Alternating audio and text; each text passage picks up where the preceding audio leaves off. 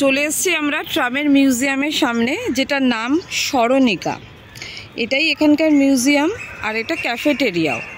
তো এই যে দাঁড়িয়ে আছে দেখছো ট্রাম, এর ভেতরেই আছে মিউজিয়ামটা। আর সেরকম কিছু নেই, আর এর ভেতরেই ক্যাফেটেরিয়া আছে। হ্যাঁ, এবার বলি 1873 সালের 24শে ফেব্রুয়ারি আমাদের কলকাতা শহরে প্রথম ট্রাম চালু হয়েছিল।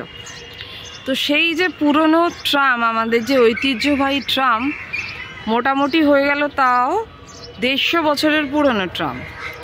তো এই ট্রাম চলে এগো, তো সেই পুরনো ট্রাম কীরকম ছিল সেটারই একটা ঝলক দেখবো আমরা। এসো, এই হচ্ছে মিউজিয়াম। ভেতরে ঢুকলে প্রবেশ মূল্য হচ্ছে 20 টাকা। পুরোটাই ট্রামের ভেতরে করা আছে, যা কিছু মিউজিয়াম ব্যাপারটা পুরোটাই ট্রামের ভেতরে সাজানো আছে।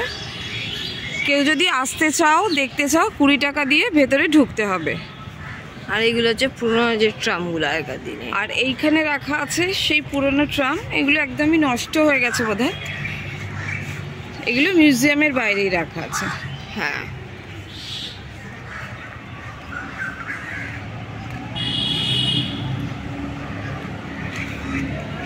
এখানে লোকেরা থাকছে। এই ট্রামের কন্ট্রাক্টর করা আছে, এই যে সামনে স্ট্যাচু করেছিল, এখন খারাপ হয়ে গেছে।